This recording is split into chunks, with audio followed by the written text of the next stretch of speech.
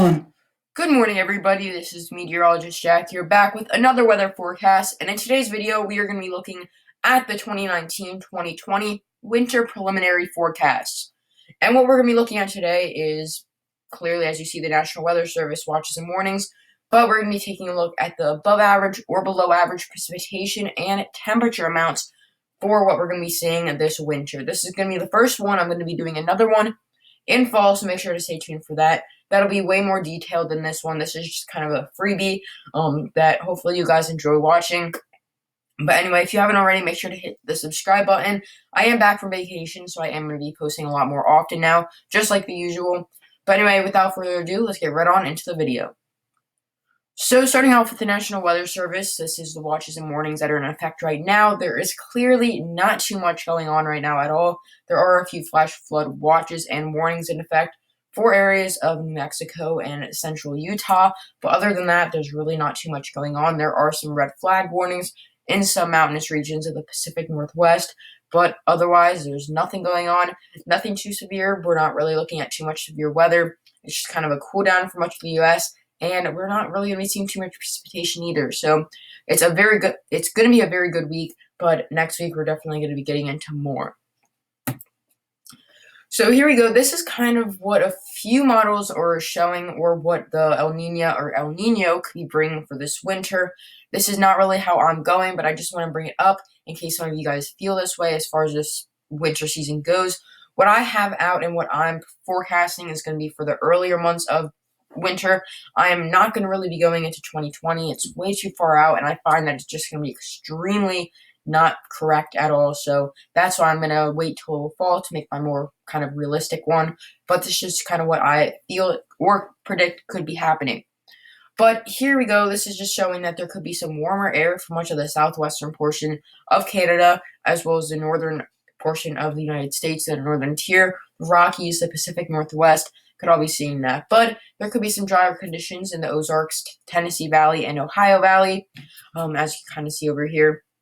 Nothing too crazy, but there could be some wetter conditions for areas of the south. This is for much of the south central U.S. and the southeastern portion of the United States. I don't really feel that this is going to be too accurate. I feel temperatures are going to be a lot warmer. There could be some severe weather in areas of the kind of more later winter season. But other than that, I think it's going to be a lot warmer and a little bit more dry. But there could be cooler conditions in areas of the Ohio Valley with a little bit more precipitation. I feel that there could be a ton of Alberta clippers that could occur this winter and could just affect portions of kind of the north area of the United States, or the Northeast, and Ohio Valley could be picking up some snow with that. It's very far out, so I don't know exactly where those warmer temperatures are going to be. That's why this is called a preliminary forecast. It's just kind of a prediction. But anyway, yeah, let's start on with my forecast. So this is obviously not set up good at all, but this is just kind of showing what I feel that the temperature outlook could be like.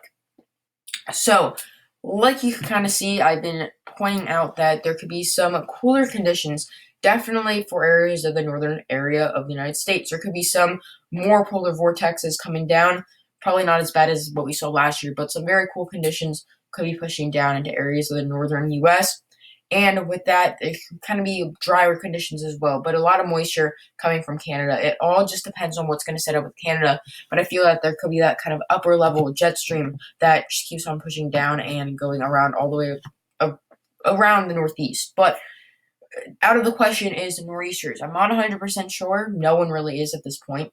If there's going to be a ton of nor'easters this year. We saw almost nothing last year as far as that went. So we're going to have to see this year. It could be a different kind of question on what's going to occur. But where I believe that the most below average temperatures will be the Ohio Valley. There's going to be some dry conditions as well as the El Nino and La Nina show. I don't know exactly what's going to happen, but what I feel is that with that drier condition, there's going to be some cooler temperatures and some very cold temperatures. We normally will see some lake effect snow there with very cold temperatures, and with all that snow, it's going to increase those cooler temperatures. So I feel that that's where that could be.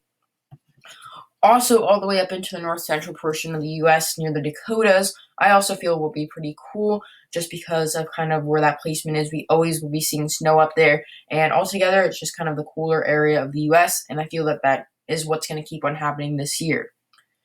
So just around that, there's going to be that slightly below average or around below average. And that goes for much of kind of the northern portion of the U.S. So anywhere from northern Missouri all the way up to the Dakotas, Nebraska, New York, upstate New York, all where the kind of Great Lakes are going to be. And I feel with all that lake effect snow, that's where some cooler conditions will also be in place. Then around that, that's going to be the slightly below average or around average temperatures. That goes for much of the Mid-Atlantic, the Ozarks, Tennessee Valley, all the way up into Minnesota.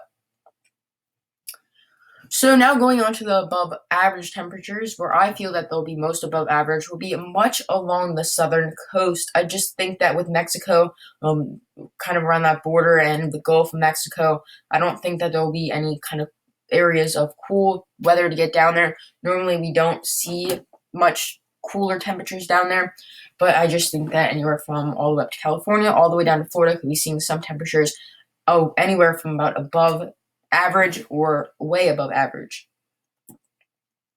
So now this is going to be the precipitation amounts, or how above average precipitation is going to be.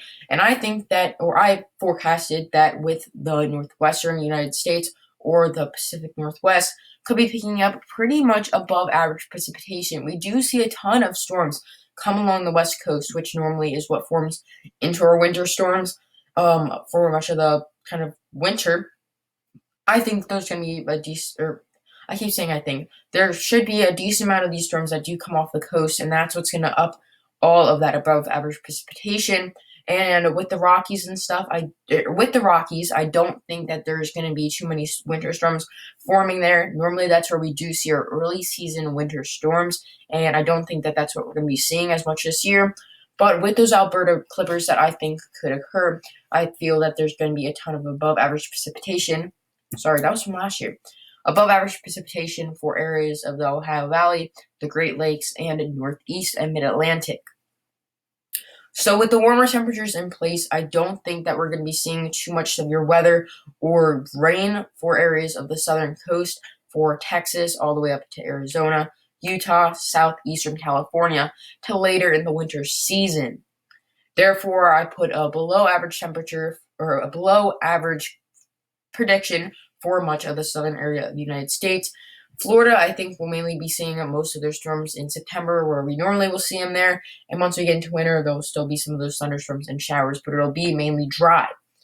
Areas that aren't in any of these colors or weren't for the last slide, pretty much the same thing. We don't know exactly what's going to be happening, and that's what I'm going to leave my second preliminary forecast to be. So make sure to stay tuned for that. It will be sometime up in the fall, but make sure to give this a like if you liked it, and hit the subscribe button if you enjoyed it. But anyway, guys, thank you so much for watching this forecast, and anyway, peace out.